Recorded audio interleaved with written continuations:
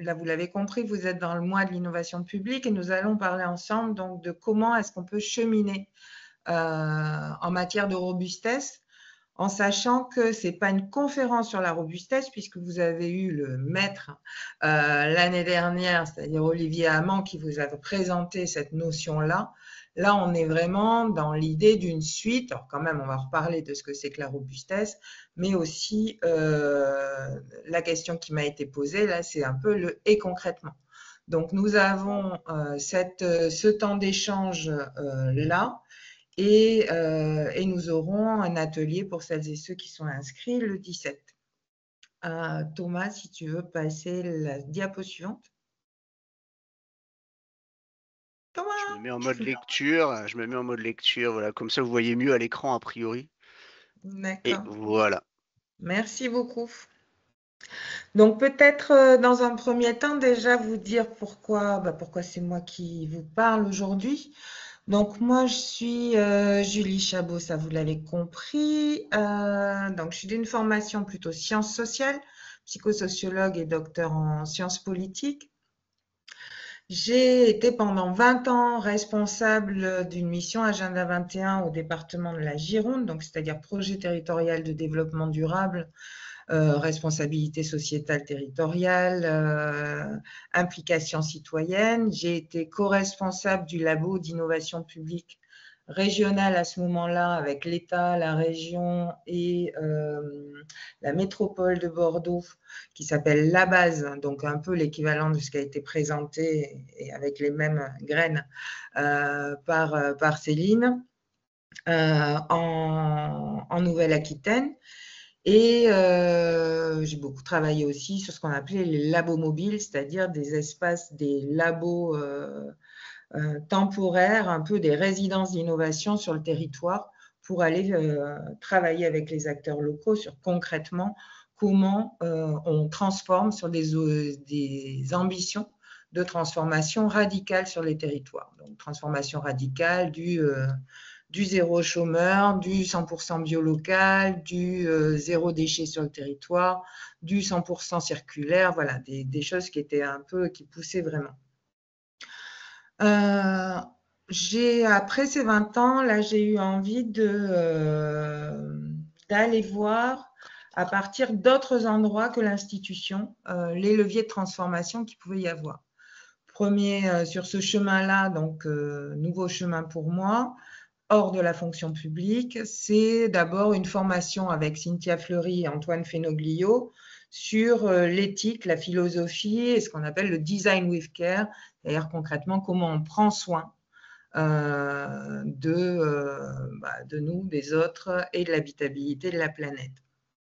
Donc ça, c'est important pour moi. À l'issue de ça, j'ai ouvert le Labo Furtif. C'est un espace qui est offert, qui est un espace de ressources et de ressourcement pour toutes celles et ceux qui transforment et qui prennent soin des autres et de l'habitabilité de la planète, parce que finalement, souvent, les gens qui transforment et les gens qui prennent soin sont assez malmenés.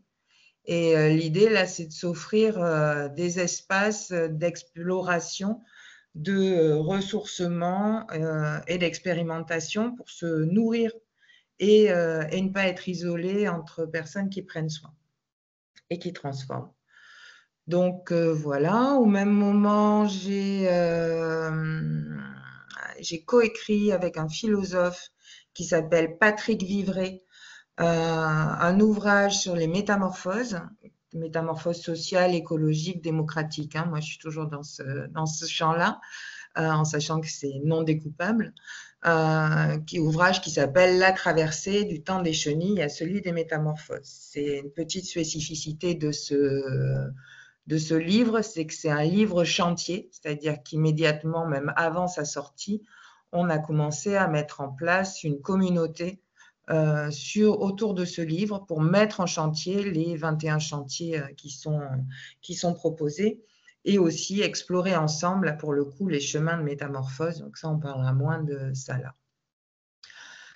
Dans mon parcours de formation continue, je suis aussi allée me former avec Olivier Amand et le Crier de Mouscron en Belgique, sur la notion de robustesse. Et donc, je fais partie de la communauté larobustesse.org qui est autour d'Olivier Amand sur comment on travaille sur le fait de déplier cette notion qui vient en tout cas telle que l'apporte Olivier, de la biologie, de la déplier dans la réalité de nos territoires, de nos organisations, qu'elles soient publiques ou privées.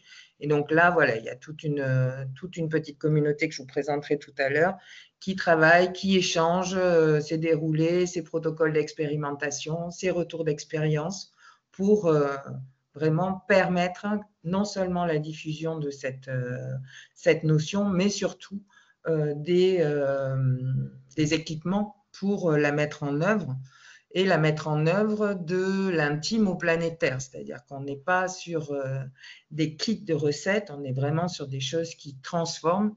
Et dans ces choses qui transforment, on ne peut pas faire comme si ça supposait pas qu'on se transforme aussi nous-mêmes, en fait. Donc, ces questions de transformation personnelle sont aussi, et de robustesse intérieure, sont aussi dans nos explorations. Et enfin, pour terminer la petite présentation, je suis aujourd'hui donc à mon compte dans une coopérative d'activité et d'emploi qui s'appelle Opteos, qui est spécialiste en innovation sociale et en commun numérique. Et je me présente comme exploratrice en métamorphose. Et donc là, j'explore par des expérimentations avec différents biais, des itinérances, du corps, du dialogue avec le vivant, de l'art. Donc ça, je vous en dirai peut-être un peu plus tout à l'heure. Donc voilà pour ce petit temps de présentation. Si tu veux bien passer la diapo suivante. Merci. Donc là, la proposition donc, de dérouler pour ce webinaire interactif, c'est donc de repasser un petit temps par les définitions, en sachant que je ne passerai pas beaucoup de temps là-dessus parce que je suppose que vous avez déjà eu ces éléments. Un petit temps aussi sur le pourquoi on parle de robustesse aujourd'hui. Un temps plus conséquent sur le « et concrètement » et ensuite sur les premiers pas.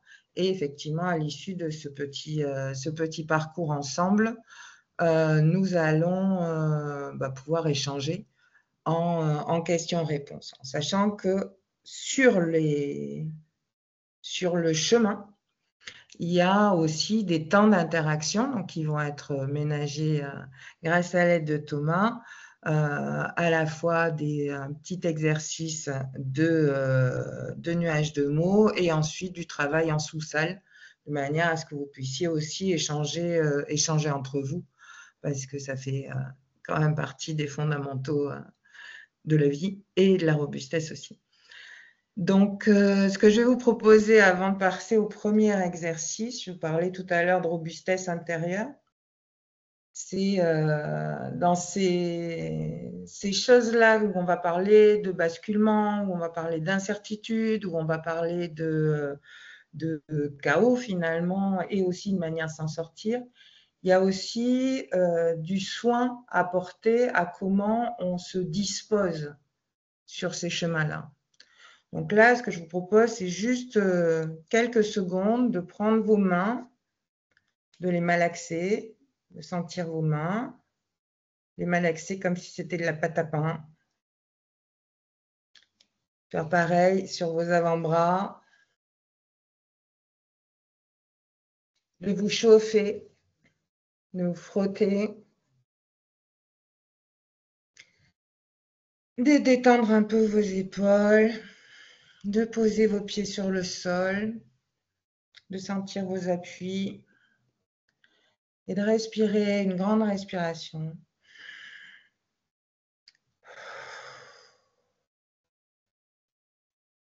Donc ça, c'est bien de le faire de temps en temps, juste de réêtre là et de se poser. Peut-être on peut passer à la prochaine diapo, si tu veux, Thomas. Donc là, premier temps de spontanément. Donc là, normalement, la magie devrait faire apparaître un petit formulaire. J'attends la magie, mais je meuble en attendant. Donc juste, ça vous permet de le commencer dans votre tête. Spontanément, là, comme ça, qu'est-ce qui vous vient, vous, quand on vous parle de robustesse? C'est quoi le premier mot qui vous arrive? Et là, la magie fonctionne. Donc, vous avez dans la barre de conversation un petit formulaire. Donc, voilà, si possible, répondre dans le formulaire.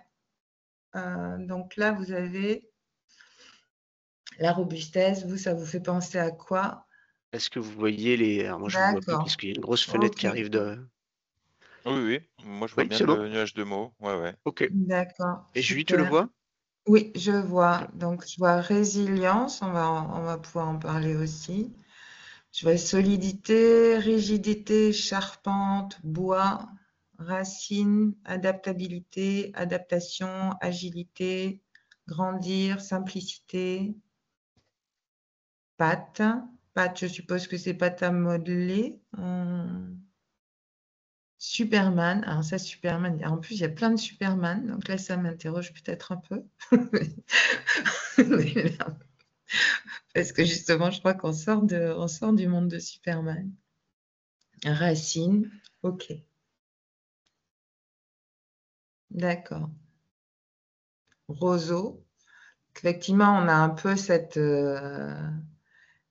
la fable du chêne et du roseau. Alors, robustesse, ça vient de robuste, c'est le chêne. Effectivement, il y a ces deux images-là d'un chêne robuste et du roseau qui se plie et qui se déplie. Ok, merci beaucoup. J'arrête le partage de ce nuage. Ouais, je veux bien que tu reviennes sur la présentation, s'il te plaît. Donc, résilience, c'est intéressant parce que ça fait partie des grands débats du moment. Là, est-ce qu'il faut parler de résilience? Est-ce qu'il faut parler de robustesse? C'est une controverse donc, qui est ouverte. Il n'y a pas de bonne ou mauvaise réponse. Il y a des positions différentes avec des arguments différents. On pourra en parler aussi. Voilà. Merci. Donc, on a une définition de la robustesse, donc telle que la conçoit Olivier Amand, que vous avez rencontré l'année dernière. Donc, Olivier Amand, il est biologiste. Donc, lui, il parle bien de cette question de la robustesse du vivant et c'est de là dont il parle pour ensuite faire les propositions autour de la robustesse. Donc, on a comme définition, c'est comment assurer la stabilité à court terme et la viabilité à long terme, malgré les fluctuations. Donc ça, si vous voulez la définition que vous retrouverez dans son tract, que vous retrouverez un peu partout, c'est celle-ci, stabilité à court terme, viabilité à long terme, malgré les fluctuations. Peut-être une petite définition, je surveille mon temps, peut-être définition. Donc, vous avez un livre qui est Antidote au culte de la performance, la robustesse du vivant, qui est un petit tract Gallimard, donc qui se lit très facilement. Olivier Amand est quelqu'un d'extrêmement prolixe. Donc, vous avez plein de vidéos sur YouTube de ses conférences, etc. Donc là, vraiment, je vous invite à aller visiter tout ça. Ce qui me semble intéressant, c'est de se dire, on est vraiment dans cette question des fluctuations et là, on va aller explorer des chemins de traverse. C'est-à-dire qu'on n'est pas sur un nouveau kit, sur une méthode, où on vous dit vous passez par A et par B. On va avoir des principes qui sont les principes du vivant. On va avoir des incontournables de la robustesse et à partir de là, on va avoir surtout des collectifs qui composent et qui cheminent en fonction de la réalité du territoire dans lequel ils cheminent, en fonction des histoires des collectifs, etc. Peut-être la diapo suivante, s'il te plaît. Donc, vous avez en définition donc la robustesse, donc capacité à se maintenir stable sur le court terme et viable sur le long terme malgré les fluctuations. Donc, Olivier Hamon met en sortie d'un système qu'il définit comme étant mortifère, qui est ce système de la performance, de notre culte à la performance. Et la manière dont il définit la performance, c'est la somme de l'efficacité, c'est-à-dire comment j'atteins mon objectif, et de l'efficience avec le moins de moyens possible. La résilience, il vient la poser comme quelque chose qui est finalement presque une invitation à tomber, une invitation à tomber pour se relever. Alors ça, c'est la perspective que lui propose. Moi, en m'étant occupée pendant pas mal de temps d'un projet de résilience territoriale, je ne partage pas trop cette vision. Mais ce que vous retrouverez là dans cette définition, c'est qu'en fait, quand on parle de résilience territoriale, où on est à la fois sur la question de l'anticipation, de l'adaptabilité et de la transformation, finalement, on n'est vraiment pas très loin de la définition de la robustesse. On peut passer à la diapo suivante, s'il te plaît. Donc peut-être pour résumer, je suis désolée s'il y en a pour qui c'est la première fois que vous découvrez la notion de robustesse, parce que là, je sais bien que c'est un peu compliqué, mais en gros, pour résumer, on a un système qui est finalement le système dans lequel on est un peu nourri, lui dirait, addict à la performance, qui est un système qui était un système qui a été aussi bâti au sortir de la guerre, dans un monde qui paraissait maîtrisable et qui paraissait un peu, voilà, où on avait une linéarité du progrès finalement, qui pouvait aller que du mieux, et une sensation et des pratiques de maîtrise, de contrôle dans un univers finalement qui était plutôt stable et plutôt connu. Donc là, on a de l'efficience, de la compétitivité, de l'optimisation, et c'est ça un peu l'univers de la performance. Aujourd'hui, deux choses. Le fait que l'on sorte d'un monde connu, ça j'y reviendrai, et le fait aussi que les instabilités vont de plus en plus être importantes, sont de plus en plus importantes et vont être de plus en plus importantes. Donc, au regard d'une performance qui a été conçue plutôt dans un monde connu, dans un monde de maîtrise, et dont on perçoit aujourd'hui les limites, à la fois sur les humains et sur les écosystèmes, on va essayer d'évoluer, en sachant que là non plus, ce n'est pas linéaire, hein, c'est pour ça que j'ai essayé de mettre un peu des flèches, vers de la robustesse. Dans le système de la robustesse, on va remplacer l'efficience par de la circularité, la sobriété n'étant qu'un moyen de la circularité, parce que si la sobriété est un objectif, finalement, on peut se retrouver avec des choses qui sont contre-productives, comme des effets rebonds. On va passer de la compétitivité à la coopération, sachant que dans l'intermédiaire, on a la collaboration et que ce n'est pas la même chose, mais je vous en parlerai tout à l'heure aussi. Et par rapport à l'optimisation, on va parler d'adaptabilité. Donc, vous voyez un peu, ça c'est un schéma un peu de cheminement finalement, où je vous disais aussi, on n'est pas non plus sur du linéaire et sur il faut que j'aille de gauche à droite. Il y a des fois des pratiques sur lesquelles c'est pertinent d'avoir de l'optimisation ou de l'efficience, d'autres de la collaboration, etc. On n'est pas sur des choses, voilà, à gauche c'est mal et à droite c'est bien. Il y a des choses qui s'entremêlent.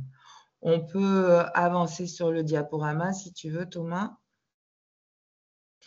Donc là, l'idée, c'est déjà que vous preniez un temps entre vous d'échange un peu sur ce qui vous vous intéresse dans cette notion-là et un peu aussi quelles sont vos attentes. Donc, on va pratiquer quelque chose qui s'appelle l'écoute active, parce que aller sur les chemins de la robustesse, c'est aussi apprendre à écouter et à prendre le temps d'écouter. Donc, vous allez retrouver les consignes que je vous mets ici dans que vous avez sur la diapo. Là, vous allez les retrouver dans un pad, dans un Framapad, c'est-à-dire un document partagé. Donc, je vous invite à l'ouvrir parce que quand vous allez être en salle, vous n'aurez plus accès à cette diapo là. Donc, vous allez être par 3. Chacun va avoir 3 minutes pour se présenter son intention, pourquoi il ou elle est là aujourd'hui, un peu ses questions aussi sur la notion de robustesse et ses attentes au regard de ce webinaire. Donc, pendant 3 minutes, il y a une des 3 personnes qui parle et les autres écoutent. Vous pouvez prendre des notes sur le pad que vous avez dans la barre de commentaires. Ensuite, une autre personne parle et les autres écoutent. Ensuite, la dernière personne parle et les autres écoutent. Et ensuite, vous allez pouvoir en échanger. Mais essayez vraiment de respecter ce temps-là. Ça suppose qu'il y ait quelqu'un qui prenne un peu dans votre trinôme le rôle de gestion du temps, se mettre une petite alarme pour que tout le monde ait le temps de parler. Alors, vous faites de toute façon évidemment ce que vous voulez, mais je vous invite à essayer de pratiquer cet exercice d'écoute sur les 9 premières minutes, c'est-à-dire sans rebond. Et de ne rebondir qu'après. C'est clair pour vous? S'il y a des questions sur les consignes, c'est important de les poser maintenant avant de se retrouver en salle. Et le fait que vous preniez des notes sur le pad, moi, me permet de voir un peu aussi ce qui est important pour vous, pour le séminaire. Donc, ça me permettra d'accélérer ou de rallonger sur certaines parties.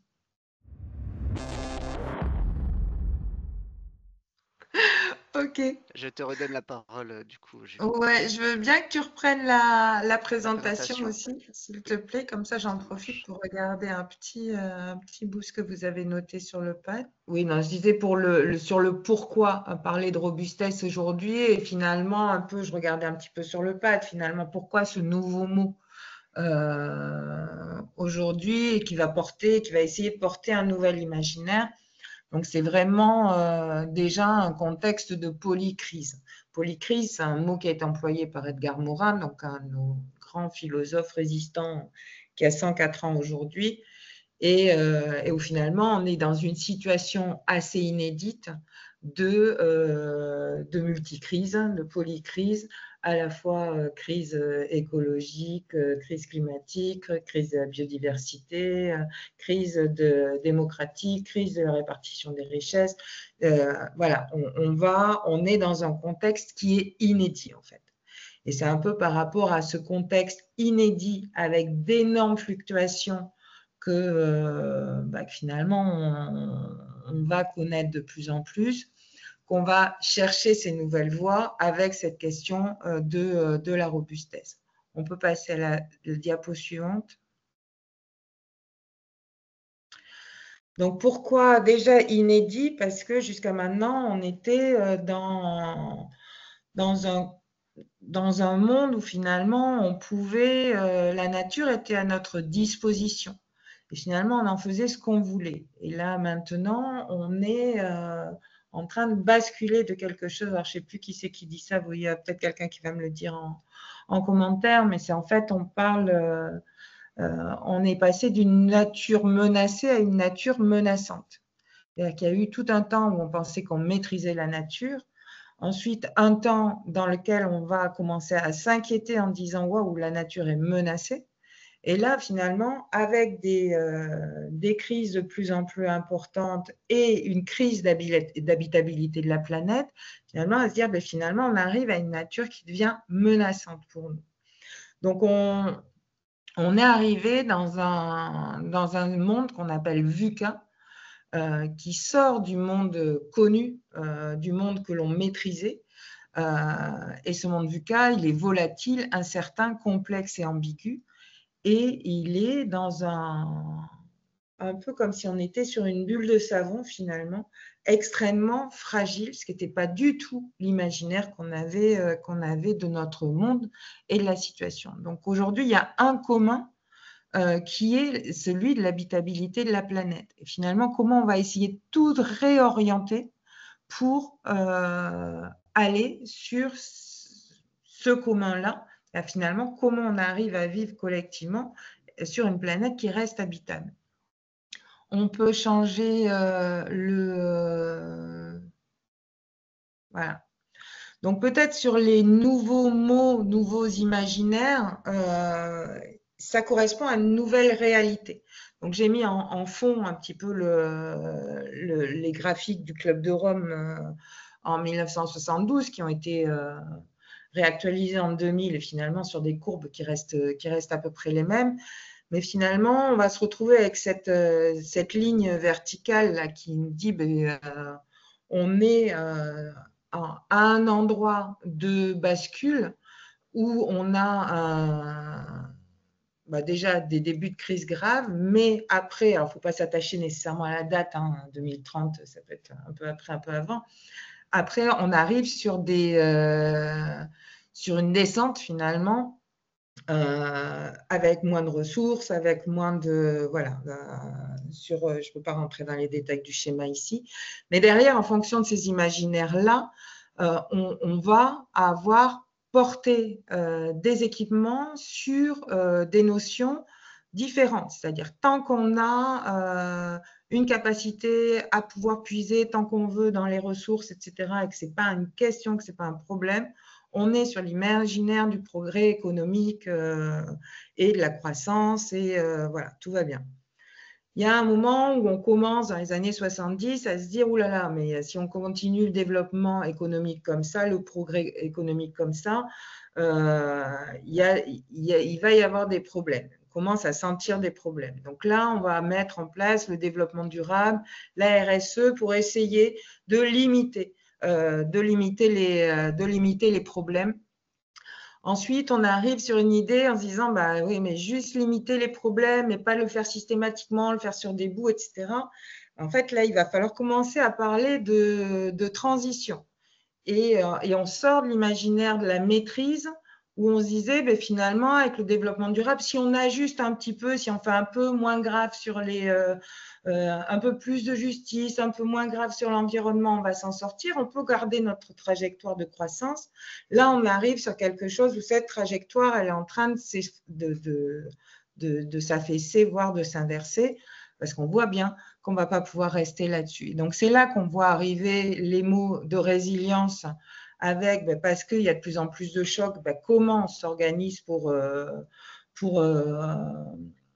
répondre à ces chocs et comment on organise nos territoires là-dessus. C'est là qu'on voit arriver aussi les thèmes de la régénération. C'est finalement, voilà, c'est comment il faut qu'on arrive à avoir quelque chose qui non seulement ne nuit pas, mais en plus contribue à régénérer, ce qui n'est plus du tout la même posture. Et on arrive aussi avec ces mots, là maintenant, de robustesse, en disant, voilà, comme il faut qu'on sorte de cette addiction à la performance qui était liée à notre vision du progrès, d'une croissance infinie, etc., et tout allait bien, mais peut-être qu'on va aller s'inspirer du vivant, et s'inspirer du vivant, c'est s'inspirer de 3,8 milliards d'années de vivants qui a été confronté à des météorites, voilà, ils se sont pris plein de chocs dans la tronche et il y a quand même des choses qui ont évolué, qui se sont transformées et c'est là qu'on va aller s'inspirer des principes du vivant. Donc, je le fais très, très vite. Et il y a certainement d'autres notions qui vont apparaître au fur et à mesure que l'on va commencer à habiter ce monde où on ne maîtrise pas, où on comprend qu'on dépend d'un monde qui dépend de nous. Voilà, il y a plein de choses qu'il faut apprendre. En gros, le monde a changé. On peut passer sur la diapo d'après, s'il te plaît. Donc là, je vais passer très vite, mais pour le coup, je vous invite à lire aussi quelqu'un qui s'appelle Bruno Latour et qui vient poser carrément la question en disant ben, on est en train de changer de planète. Alors, il y a quelque chose d'assez apaisant parce qu'on a déjà changé de planète plusieurs fois. Hein. La planète d'avant le 15e siècle, ben, c'était même pas une planète. On pensait qu'on était tout seul et qu'on était le centre de l'univers. Ensuite, on est passé sur une planète plus moderne où là, on s'est rendu compte qu'on tournait autour du Soleil. Au début, on croyait qu'il était tout seul dans l'univers, etc. Ensuite, on est arrivé sur une planète où il n'y avait plus de limites, plus rien avec la communication, avec les moyens de communication, la mobilité. Et c'était cette planète globale, cette planète de la mondialisation fabuleuse, etc. Hop, là, on est en train de changer de planète avec une planète qui a des limites. Et ça, c'est ce qu'on est en train de vivre, là, ce qu'on appelle l'anthropocène ici. Et c'est un peu là où on est en bifurcation, finalement. Soit il y en a qui pensent s'échapper, hein, comme Musk, il va partir sur Mars, lui, il va carrément changer de planète. Il y en a qui s'échappent sur Terre en se faisant des gros bunkers les plus riches, de manière à eux pouvoir survivre à un monde qui se transforme et qui devient de plus en plus chaotique. Et ou une manière d'arriver à habiter en terrestre sur une planète qui est beaucoup plus fragile, beaucoup plus vulnérable qu'on se l'imaginait. Et donc là, la proposition de Bruno Latour, c'est d'aller dire, comme si on arrivait sur une nouvelle planète, allons mener l'enquête pour savoir sur quelle planète nous sommes aujourd'hui et comment ça fonctionne aujourd'hui. Et ça rejoint les pensées de la robustesse, de dire finalement, il y a plein de questions qu'on se pose et de manières de faire dont nous sommes hérités, hein, les planifications, les tableaux de suivi, etc., qui sont hérités d'un monde qu'on contrôlait. Et il y a tout ça qui est à réinventer. On peut passer à la diapo suivante. Donc là, on va rentrer dans le « et concrètement ». Donc, et concrètement, en sachant que j'ai vu là, dans le pad un peu rapidement que c'est évidemment, voilà, ça pose beaucoup plus de questions que de réponses. Et effectivement, de toute façon, ça pose beaucoup plus de questions que de réponses. C'est pour ça qu'on chemine ensemble, en fait. Parce que ce monde-là, cette planète-là qu'on habite aujourd'hui, on ne l'a jamais habitée. Donc, il y a tout à apprendre, il y a tout à essayer, il y a tout à expérimenter. C'est pour ça qu'on a besoin de réseaux d'innovateurs et c'est très bien d'être là dans ce cadre-là. Donc, dans le « et concrètement », ça va être s'inspirer des principes du vivant, nouer des coopérations profondes, pratiquer la pensée systémique. Il y a 3 clés de méthode dans la robustesse qui sont à pratiquer, à essayer. Et je vous propose un certain nombre de premiers pas. Premier plat, ça sera pour après-midi. On peut passer à la diapo suivante. Donc, peut-être un petit point. Donc, je vous disais, Olivier Amand, il est biologiste. Donc, on a une représentation, on a eu une représentation du vivant avec le vivant, il est très efficace, il est très performant, etc. Lui, ce qu'il nous montre avec une myriade d'exemples, c'est que pas du tout. Que pour être parfaitement adaptable et justement pour pouvoir perdurer depuis 3,8 milliards d'années, c'est pas la performance, c'est pas l'efficacité qui fonctionne, c'est au contraire d'avoir des choses qui soient sous-optimales, ce qui nous permet de nous adapter à des chocs, à des choses qu'on ne connaît pas, des choses qu'on n'a pas vu venir. Et de la redondance et de l'incertitude. Donc ça, c'est vraiment, ça vient percuter notre imaginaire de c'est quoi bien faire les choses aujourd'hui, c'est quoi être efficace. Donc je vous prends quelques exemples que vous aurez le temps de fouiller plus tard. Si tu veux bien passer la diapo suivante. Donc peut-être premier exemple qui vient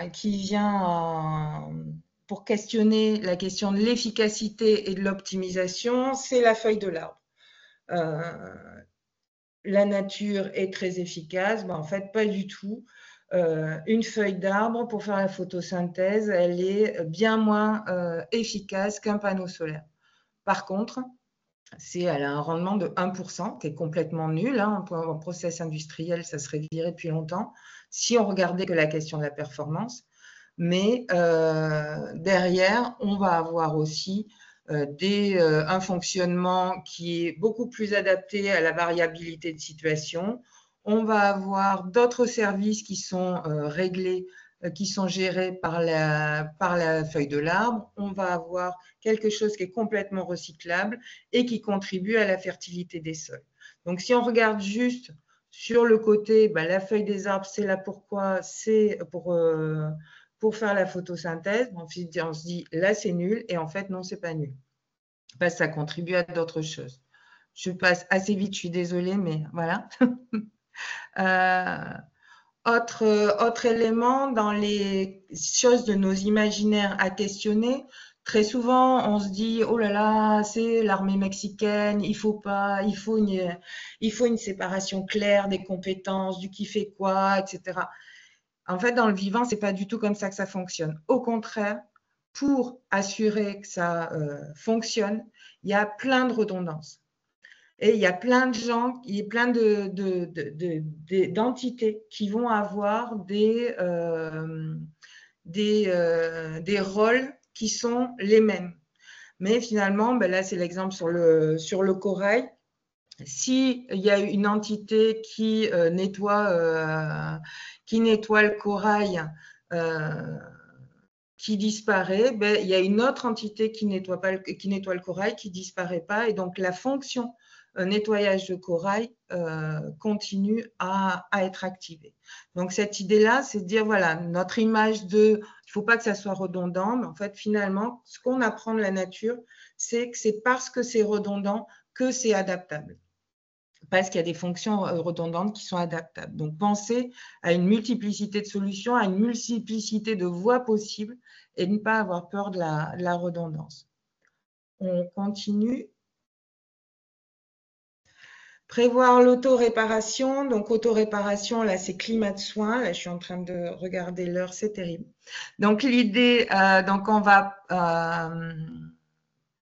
travailler sur les vulnérabilités et apprendre construire à partir des vulnérabilités. On va accélérer beaucoup, Thomas. Éviter la surchauffe, c'est pas du tout. Donc là, le propos, c'est pas du tout de dire il faut pas être performant. On a besoin de performance. Par contre, ce qui nous fait mal, c'est d'être en mode performance tout le temps. Donc, le corps humain, très concrètement, il est super performant à 40 degrés. Par contre, il fonctionne à 37 degrés. Et quand vous êtes malade, le corps, ça passe à 40 degrés pour soigner. Mais par contre, si vous restez à 40 degrés, c'est-à-dire que si vous êtes performant tout le temps, vous en mourrez parce qu'on ne reste pas à 40 degrés là-dessus. Je continue. Donc, vous avez des infographies, là, on va passer vite. Vous les retrouverez, de toute façon, la présentation sera à disposition. Vas-y. Hop. Le soin des membranes aussi, donc toujours travailler sur, c'est ce que vous allez retrouver, là avec l'exemple de la peau, mais ce que vous retrouvez aussi en permaculture, etc. C'est la richesse des membranes et donc de travailler ce clos mais ouvert. Donc là où on va avoir, c'est dans les marges qu'on a de plus de fertilité. On continue, s'il te plaît. Sur le fait de ralentir, ça c'est quelque chose de très important aussi. Dans les process vivants, on va avoir des choses qui prennent le temps qu'il faut. Il n'y a pas, on est toujours à vouloir aller plus vite, à vouloir accélérer. Là, la proposition, c'est d'accélérer, c'est de reprendre le temps qu'il faut, en fait. On va passer. Grandir en coopération. Donc, je voyais qu'il y avait quelqu'un qui parlait des fourmis dans la barre de discussion. Beaucoup d'inspiration, effectivement, dans le vivant, avec notamment les supra-organismes comme les fourmis, les termites, qui ont des manières de coopérer particulières, avec cette coopération de stigmergie, où finalement, on va vous verrez jamais des fourmis faire une réunion pour se décider des choses. Par contre, elles se laissent des traces dans l'écosystème qui leur permettent de savoir ce qu'il y a à faire une fois qu'une autre est passée par là. Donc, il y a aussi des choses à apprendre là-dessus et peut-être à alléger sur certains aspects de coopération, y compris dans la gouvernance de nos organisations et de nos services. On passe. Là, vous avez un petit dessin que vous prendrez le temps de dépouiller si vous en avez envie, mais avec une vraie différence entre collaborer et coopérer, en sachant que pareil, là, ce n'est pas l'histoire de dire il y en a un qui est mieux que l'autre, mais de savoir quand est-ce qu'on collabore et quand est-ce qu'on coopère. Quand on coopère sur une intention. Quand on collabore sur un objectif précis sur lequel on va aller se organiser le travail. Quand on coopère, on va faire une œuvre commune, on chemine là-dessus. On continue. La pensée systémique, pareil, on sort du monde de la performance où on sort, et on y est encore beaucoup, c'est aussi pour ça que ça fait mal, mais où on découpe les choses, où on a un problème, une solution, alors que la vie ne fonctionne pas comme ça, elle n'a jamais fonctionné comme ça. Et donc là, c'est apprendre la pensée systémique. Je continue. 3 clés de la méthode. Donc, première clé, questionner la question, contribuer à la santé commune et test de fluctuation. On y va. Donc, questionner la question pour sortir du pétrin, ça c'est un petit jeu de mots parce que là, vous avez Néoloco qui a rebâti complètement son système de boulangerie et de torréfaction en fonction de quand est-ce que l'énergie et les ressources sont disponibles. Donc, je vous invite vraiment à aller visiter cette expérience-là. C'est de repenser complètement son activité au regard de la fluctuation des ressources. C'est pas uniquement, c'est partir de la fluctuation des ressources pour repenser son activité. Je vous invite vraiment à aller voir cette expérience, elle est passionnante. On passe à la suite. Dans les manières de faire pour questionner la question, pour le coup, avec le lab, je pense que vous avez déjà travaillé avec ces outils-là. Il y a la méthode des 5 pourquoi. Petite citation d'Albert Einstein, si j'avais 1 heure pour résoudre un problème, je passerais 55 minutes à réfléchir au problème et 5 minutes à réfléchir aux solutions. Là, toujours pareil, on va considérer qu'on est sur une nouvelle planète. On est sur une nouvelle planète. Il faut qu'on se repose les questions et pas nécessairement continuer à fonctionner avec les manières que l'on a eu de fonctionner jusqu'à maintenant. On passe. Contribuer à la santé commune, ça c'est le deuxième outil de la robustesse, c'est en quoi mon projet contribue-t-il aujourd'hui à la santé commune, c'est-à-dire à la santé humaine et à la santé de la société et à la santé des milieux naturels. Donc là, on n'est pas sur du ou, on n'est pas sur je fais un peu ça, on prend bien les trois et ça fait vraiment partie du questionnement primordial de la robustesse. Je le passe. Dans les éléments, donc là je vais passer très vite, mais dans les éléments de contribution positive, vous avez notamment le secteur de l'ESS qui essaye de se positionner là-dessus, sur des choses qui vont contribuer à la fois à la santé humaine, à la fois à la santé sociale, à la fois à la santé des milieux naturels. Vous avez aussi en exemple, on va passer sur la diapo suivante, la sécurité sociale alimentaire, où on est vraiment sur ces questions-là, où on va avoir des modèles finalement, où on va essayer de contribuer positivement à tous les endroits. Je passe.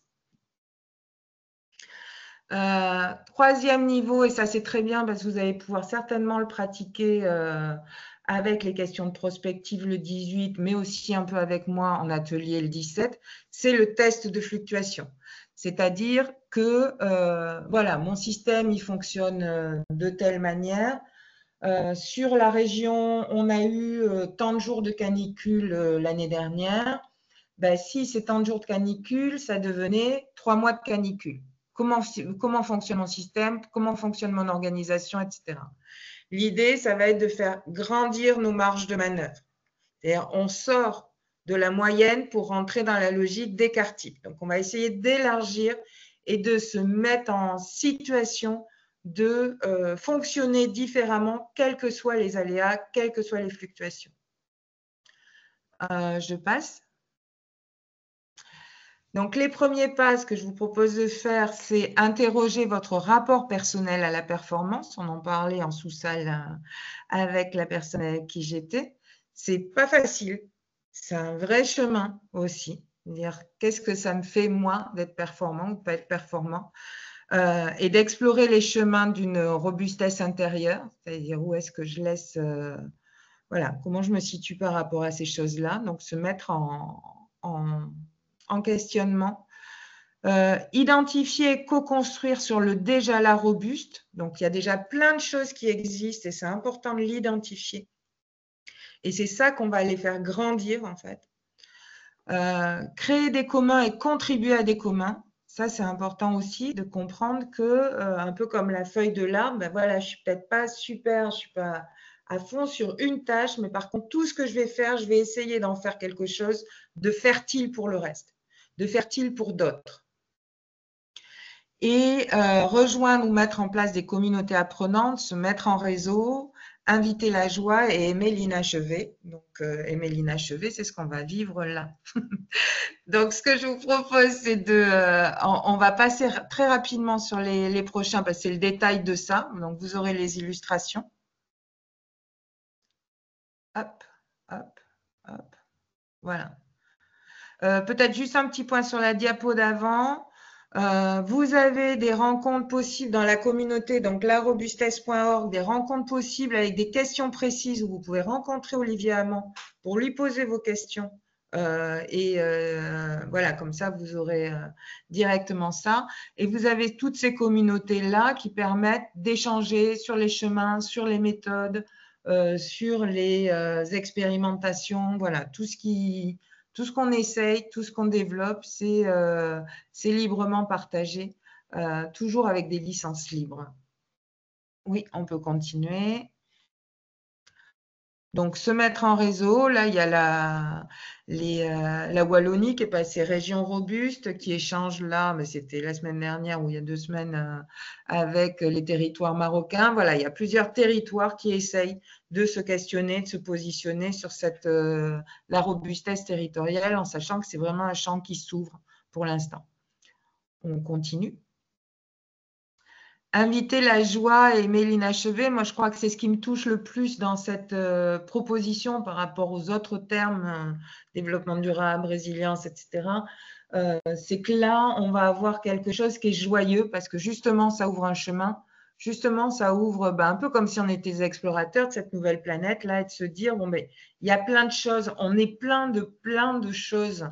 On sait déjà faire plein de choses et comment ces choses-là, on va aller les re-questionner, les remettre au service de quelque chose qui est beaucoup plus connecté au vivant et beaucoup plus dans un rythme beaucoup plus praticable pour nous aussi en tant qu'humains et organisation, parce qu'on voit bien qu'on arrive au bout de quelque chose aussi aujourd'hui.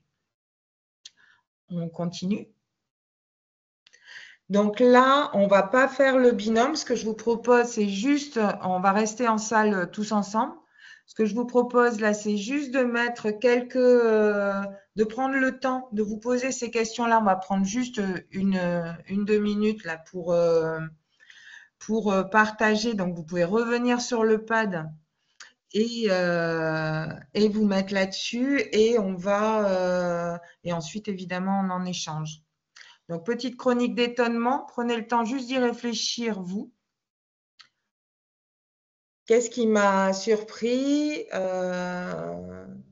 Qu'est-ce qui m'a touché? Quelles sont mes questions en suspens? Et à quoi cela me fait-il penser? Projet, lecture, expérience. Donc, vous pouvez le noter sur le pad, ce qui me permet de voir un peu aussi, de pouvoir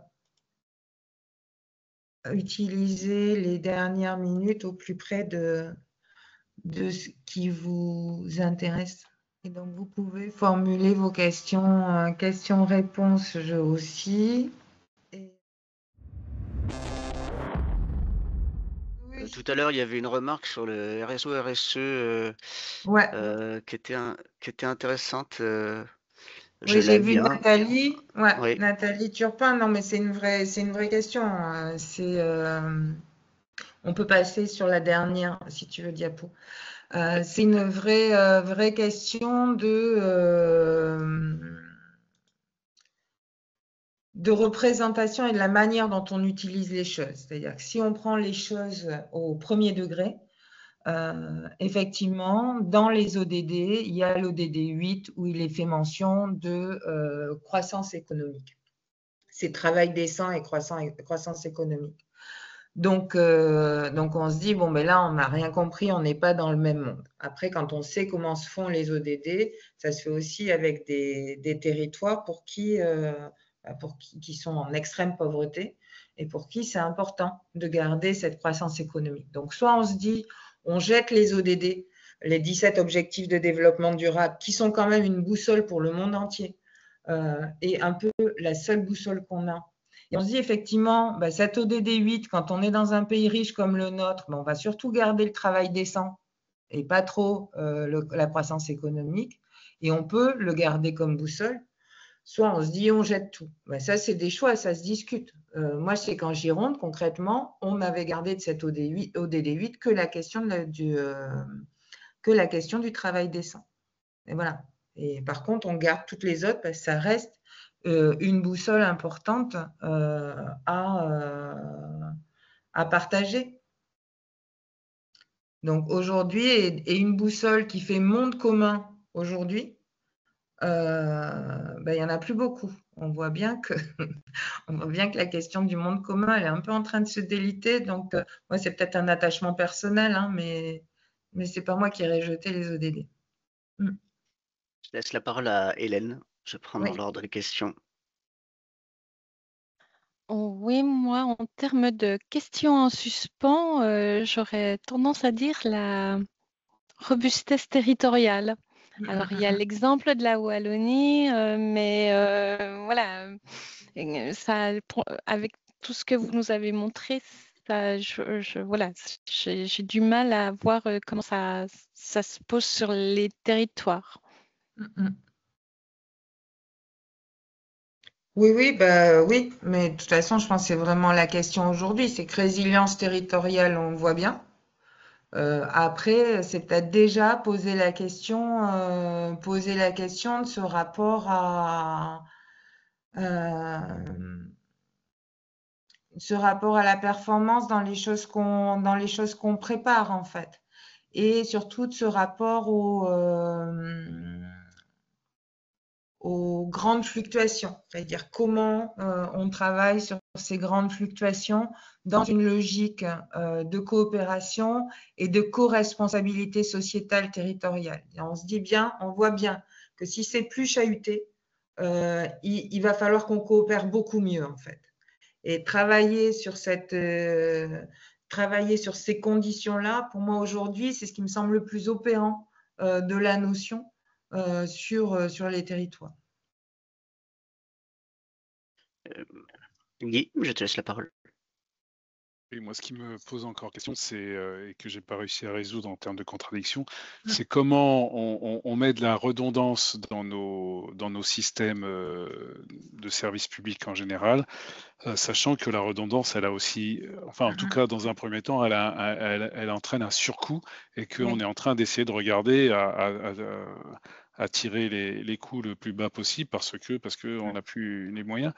Donc, à part effectivement de travailler sur les coopérations qui peuvent entraîner effectivement des redondances, mais du coup, on rentre dans le système dit du millefeuille territorial qui est extrêmement décrié et critiqué. Sous-entendu, tout le monde fait tout et en même temps. Et donc moi, je n'ai pas encore réussi à résoudre cette contradiction au sein de mon activité professionnelle. Oui, je pense que si vous l'aviez si vous l'aviez résolu, on serait en train de vous écouter là.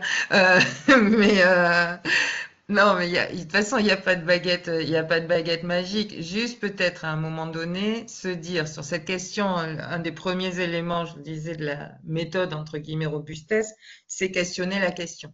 C'est-à-dire qu'aujourd'hui, on ne questionne pas la question, on essaye de trouver une solution à comment on dépense moins de sous. Ben, peut-être qu'on peut se reposer la question, en fait, et prendre le temps vraiment de se reposer la question. Est-ce que c'est ça ça, c'est la question qui nous englue, en fait, dans laquelle on est. Mais concrètement, est-ce qu'il n'y a pas d'autre manière de se poser cette question-là, en fait? Et alors, je sais bien que ça peut paraître insuffisant. Et en même temps, je pense que c'est assez primordial parce qu'il y a plein de choses qu'on essaye de… Moi, je l'ai vécu dans ma collectivité aussi, finalement, où on essaye de réduire sans nécessairement reposer l'ensemble, avoir une vision systémique et de reposer l'ensemble et de reposer la question des liens et des interactions.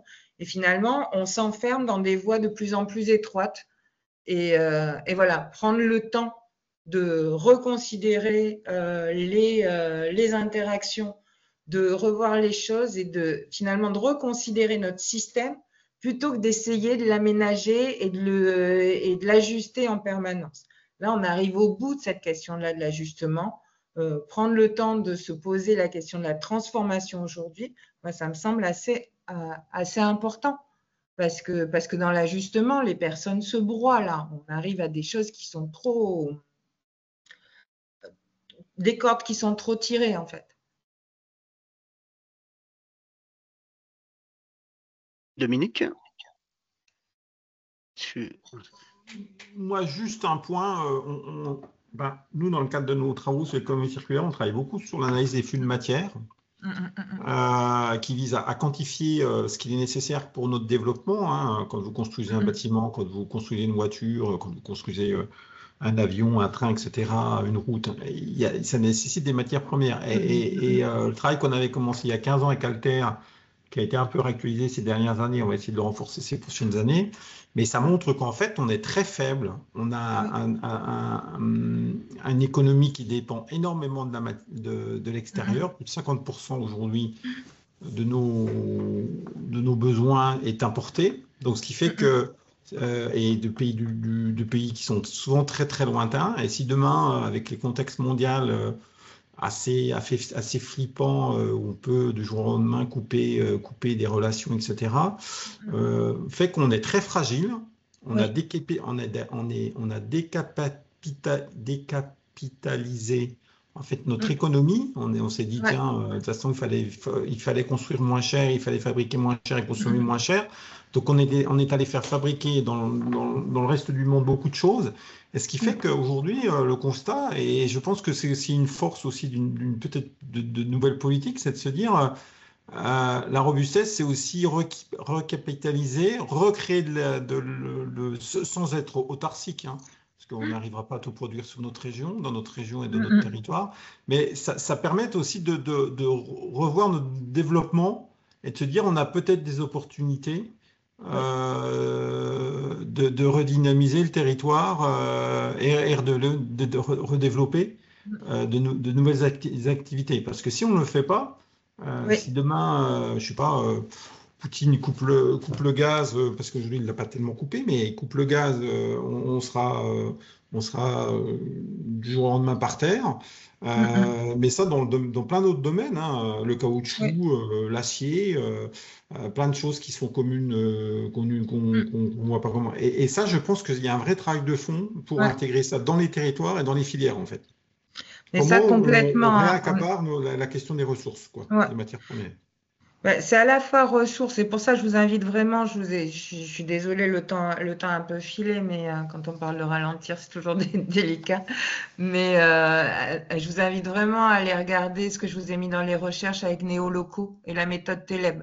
Parce qu'on est vraiment sur ces questions-là de comment on va à la fois reconsidérer les ressources que l'on a sur le territoire et comment on va reconsidérer ce que l'on fait au regard des ressources qui sont disponibles. Donc, c'est un renversement complet de la manière de faire. Et pour le coup, ils font quand même du pain, ils font quand même de la torréfaction, etc. C'est pas et effectivement, l'économie circulaire couplée avec une logique d'économie sociale, c'est-à-dire une logique aussi coopérative,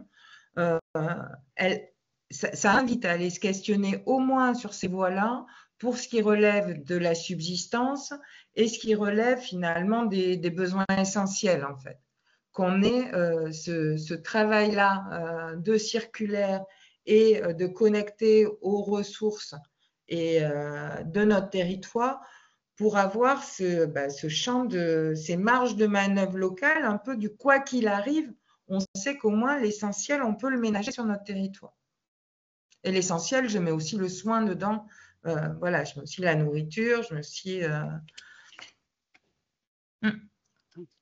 Une dernière question, ce que je vous propose, vu le temps qu'il est, je laisse la parole, alors je ne sais pas à qui, du coup, 70, mais on vous écoute. À Laura, ok, merci. Et puis, je vous invite aussi à poser vos questions sur le pad, hein, pour que Julie puisse vous donner des pistes. En tout cas, ça c'est hyper important si vous avez des questions précises sur votre quotidien de travail et sujet de travail.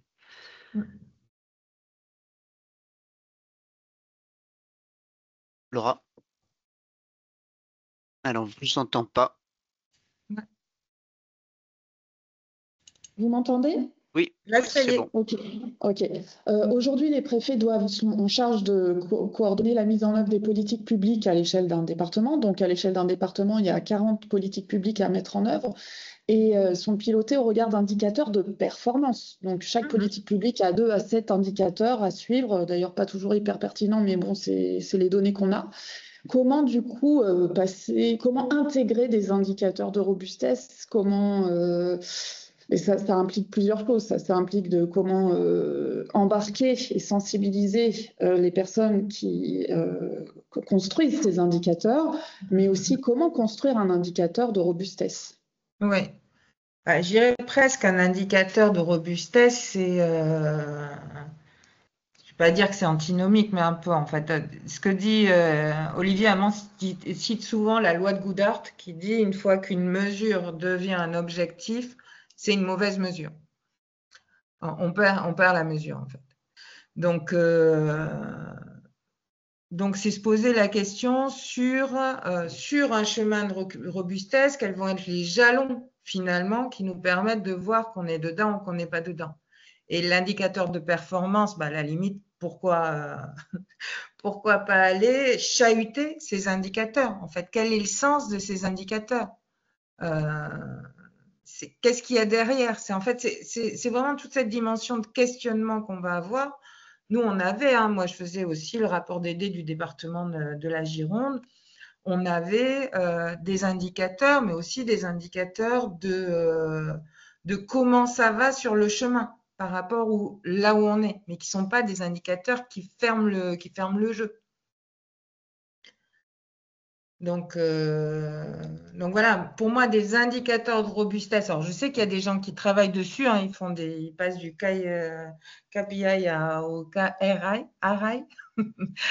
des indicateurs de robustesse. Moi, je pense que il faut aller plus loin que ça. C'est-à-dire comment, concrètement, on va juger qu'un budget, par exemple, est robuste.